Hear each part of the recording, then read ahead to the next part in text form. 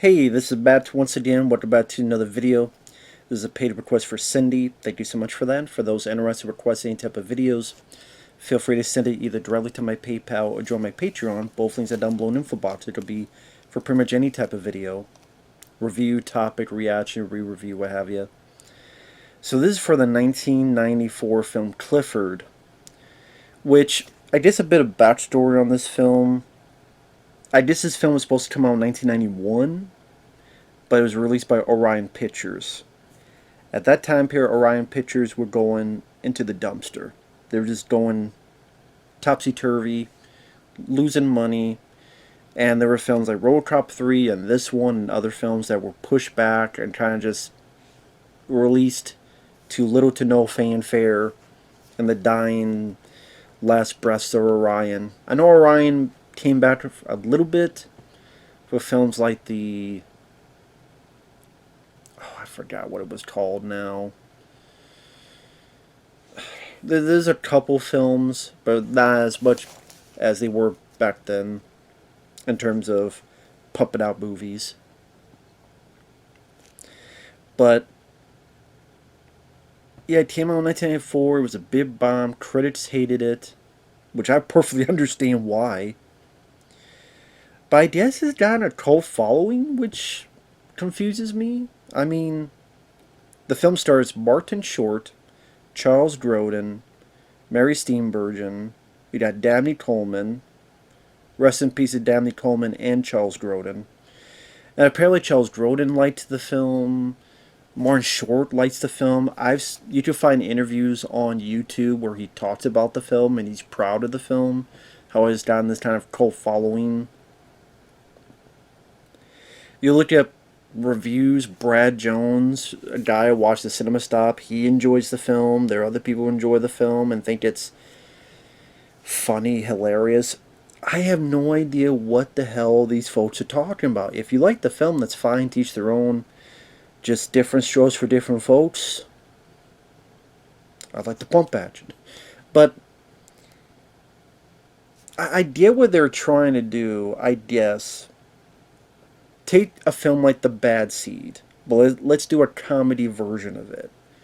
But they already did that with films like Problem Child.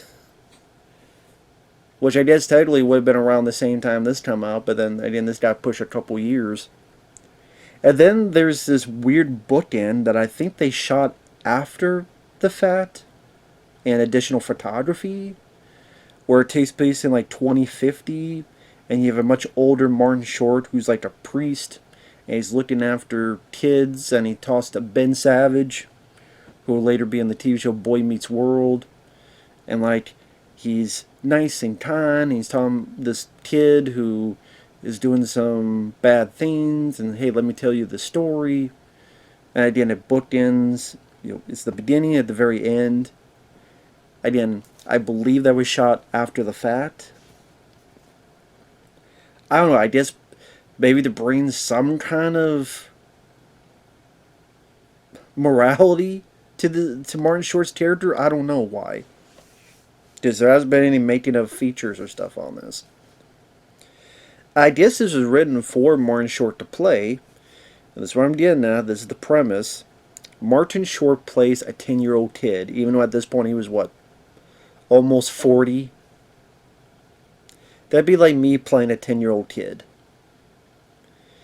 And the thing is, though, nobody thinks otherwise. It's not like Jack with Robin Williams, where he's a little kid, but he's so much bigger, and people are noticing it, and if they find out, they go, what the hell? No, he plays a 10-year-old kid, and people take it as, yeah, it's a 10-year-old kid. It just looks like Martin Short. Which, I mean, his name, I guess, fits, because he's supposed to be short in so many scenes. So I think there's people, like, when they're being filmed, they're on Apple boxes or other type of boxes, and so they just stand so much taller than Martin Short. And Martin Short's character is like if Dennis the Menace went to hell, made a deal with the devil, came back and became the good son with Macaulay Culkin mixed in with ADD, mixed in with taking a whole box of Ritalin, mixed in with being a pain in my sorry ass. I hated this character. I did not find him funny. I hated this film when I first saw it. I hate the film now. I'll admit something very embarrassing. When I first saw this film, for some reason I thought it was related to Clifford the Big Red Dog. I looked at the cover and go, wow, these adaptations are getting bad. They adapted Clifford and they changed him from a dog to Martin Short. Because I saw Clifford and I saw they had a red shirt, red sweater. I'm like, man, like they changed Clifford from a dog to Martin Short. But no, it has nothing to do with Clifford the Big Red Dog. But I mean, can you blame me? There's not many movies, not many people called Clifford. Especially, and then he's wearing red. And when I first saw this, I think it was when I was a kid. It was like a videotape or something. I hated it then. I hate it now for different reasons. So he's a complete utter terror, annoying pain in the ass. When they're on a plane, he keeps with his little dinosaur they could shove up his ass for all I care, messing with that, and this lady's telling him, why you keep messing with that, stop kicking my seat. Oh, it wasn't me. Perhaps you were having a nightmare of your time in the circus. Yeah, I'm going to send you to the circus. I'm going to send you to the trapeze artist. I'm going to tell her to drop your ass without a net. He really wants to go to the dinosaur world. His mom and dad are up to here with it. His dad's played by Richard Kind, which I've seen. He was on TV show Spin City. He's been in a lot of stuff.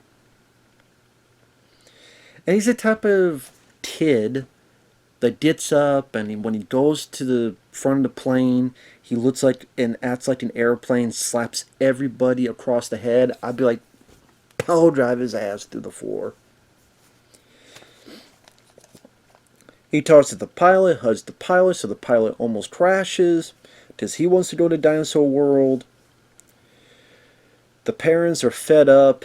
Richard Kind's character is ready to have a heart attack, a stroke, and Martin Short makes fun of that. So the idea is brought up, well, Uncle, Charles Grodin's character, Richard Kind's brother in this, he lives here, I'll stay with him, and you guys can go to Hawaii. They like the idea. Meanwhile, we have Charles Grodin, who is an architect. He's going on with Mary Steenburgen, wants to marry, but she doesn't want to because she thinks Charles Grodin doesn't want kids. And Mary Steenburgen's character just comes off as bossy and unlikable. I mean, not everybody wants to have kids, lady. In fact, there are a lot of people who should not have kids. Okay, fine. You don't want kids. You don't have to be a prick about it. Again, not everybody wants kids. You don't want kids? As if he's the worst person of all time because he don't want kids. I'm like, more people should adapt that philosophy. Because believe me, there's a lot of parents and dads and moms who should never have had kids ever. Either should have kept in the sack, put on the back, or put on the crack. But not in, between the thighs. Until you roll your eyes. No. And Charles Grodin is like the only thing I liked in this movie. I miss Charles Grodin.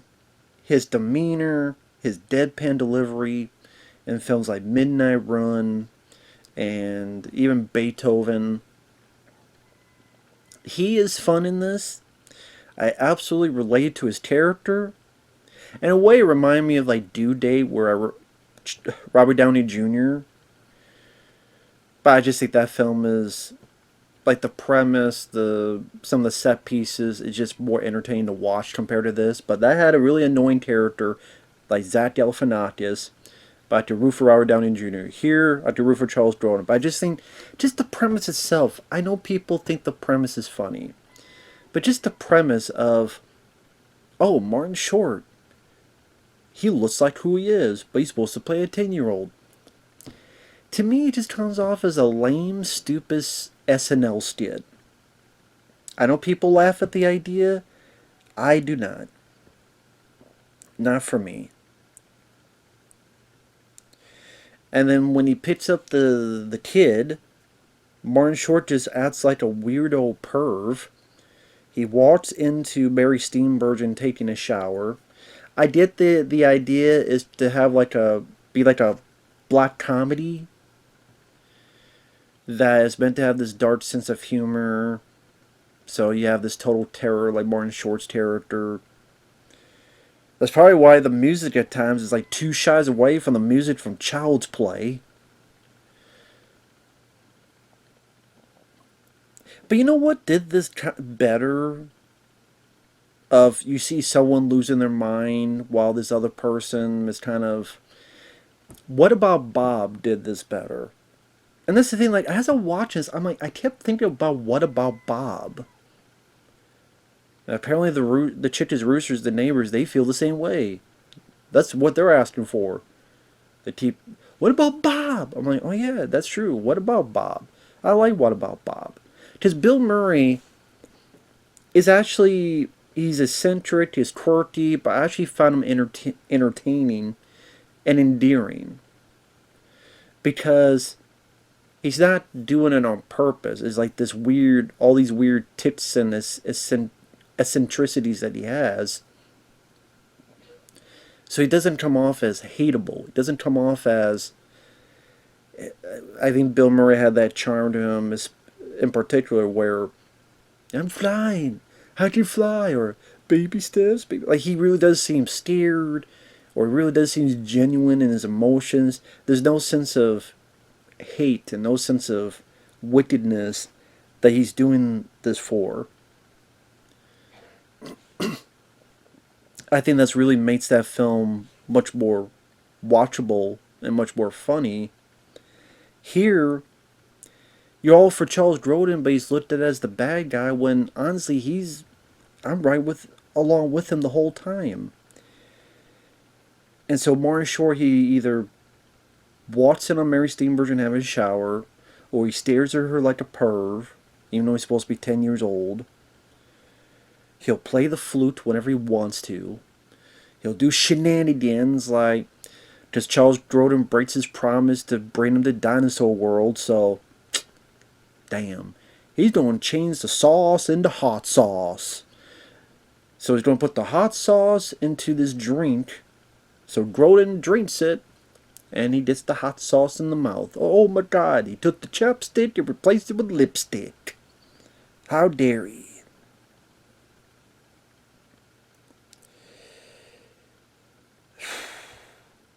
Or he calls the cops and makes it seem like Charles Grodin is a terrorist with bombs. And of course, none of that is the case.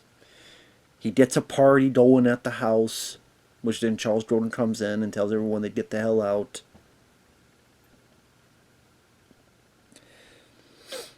Again, the only time I laughed, the golden ticket, the golden moments are from Charles Grodin.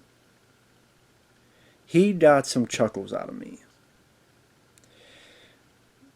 There's a bit where after Dinosaur World is sorry we can't go, Martin Short's freaking out, trying to grab the steering wheel from Charles Grodin. Grodin's freaking out, and Martin Short says something like, "A whole kid of chocolate, I need it badly." Which is such a weird line reading from Martin Short. But the way Charles Grodin gets to a store, and he's like, "I need chocolate now!"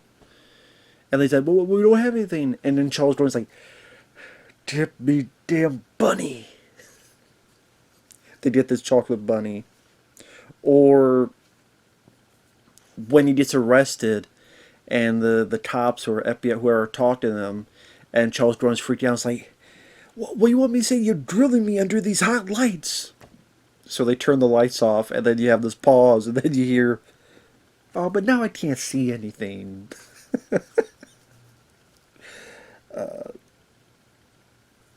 Or the one funny moment I found with him and Martin Short is after some of these shenanigans, he's talking to Martin Short. This is when he gets out on bail.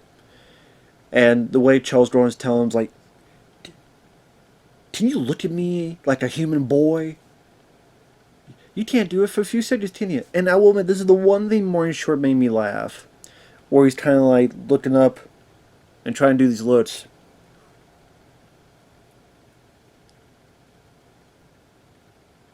You can't do it for 1 second, can you? Like, that interaction was pretty funny. And lo and behold, that's when Martin... I mean, I like Martin Short. Liked him in Inner Space. I liked him in Three Amigos. I don't mind him in films like Pure Luck and other stuff, but here he just comes off as annoying, irritating, obnoxious. I know that's the point, but it's the point where I don't want to watch him anymore. Again, it's telling that the one part I found funny is the part he didn't have any dialogue. Just the way his physicality and trying to look normal, as Charles Grodin asks, look at me like a human boy. I suppose what other kind of boy? I'm thinking. But like I said, that was kind of funny.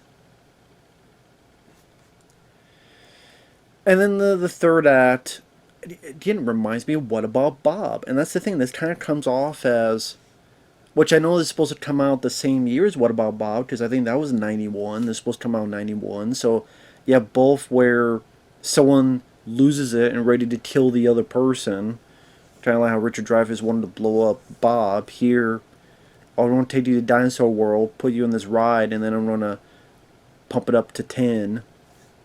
And the way Charles Grodin's like, I know I'm supposed to do this, but I just can't help myself. Now, to give another positive, some of the Dinosaur World rides look very fun. Like, I mean, they look like rides I would love to be a part of. The roller coasters, they look like they spent quite a bit of money on these rides, and the creativity, and just, oh, you're able, part of this ride, have like this laser thing and shoot at the dinosaur. And I'm like, why can't they make these rides for real? And the rides are kind of like the King Kong rides, and at one point it malfunctions, and Martin Short's ready to fall into it, and you see the dinosaur, like some of it break away, you see its endoskeleton, like it's a Terminator T-Rex and stuff.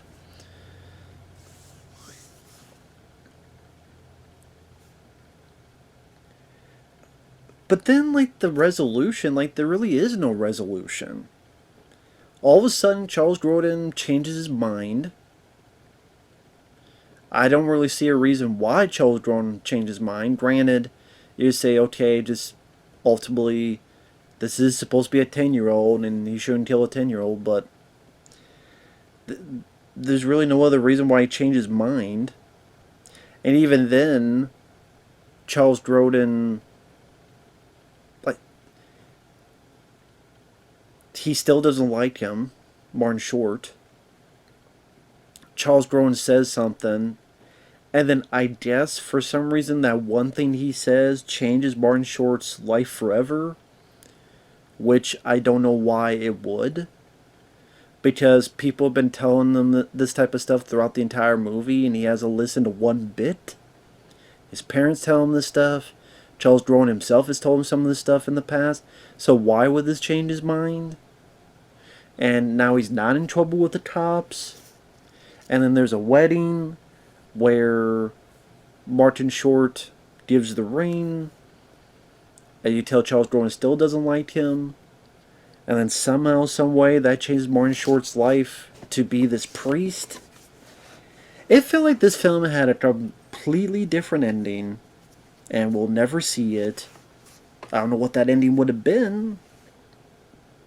But I say, does it feel like it's much of a resolution, and how did we get here, and how did we get to this point in the story? It just, you don't buy into it. Stop. I know you're not asking for believability, but you're like, what the hell? This doesn't make any sense whatsoever. It just, well, the movie is over, so do this, do this, do that. I'm like, what? It's not like, oh, well, they had a bond, or Charles Grodin is actually someone he respects, and because it's someone he actually respects, his words actually mean more compared to his parents or other people, or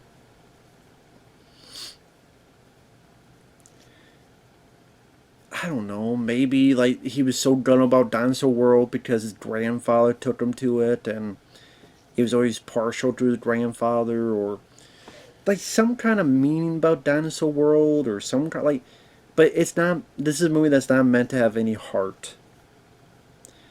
And okay, that's fine. You want to go just the more black comedic route, no heart. That's fine, but that's why the ending just comes off lame. Then you have the bookend where Ben Savage learns his lesson, I guess. He Marshall pulls out his dinosaur. We did it, my old friend, and then the movie's over. I'm like, okay. I said, rest in peace to Dabney Coleman. He's in the film because he is a boss who at one point tries to get it on with Mary Steenburgen. And then, like, Dabney Coleman doesn't have a whole lot to do. I mean, it's nice to see Charles Grodin and Dabney Coleman in the same frame. There's other films with Dabney Coleman I would recommend more. Short Time, which definitely needs a DVD or Blu-ray. That's an underrated film. I mean, maybe this is as bad as Hot to Trot that had Dabney Coleman in it, but like I said, Charles Grodin is what got the laughs out of me. Mary Steenburgen, she just seemed very bitchy. No one is giving Charles Grodin the benefit of the doubt. The effects on the rise at the end are neat. Again, Grodin got some moments that made me laugh. But other than that, the premise I thought was just really. You either buy into it or you don't. I did not. I thought it was just a really silly, stupid premise. The gimmick, I should say. And like I said, it just reminds me of you to watch Problem Child, you to watch What About Bob, you to watch a number of other films that do this kind of thing. And I thought did it better. That's just me, though. So with that said, thanks for watching. Take care. And we'll see you guys later. Bye-bye.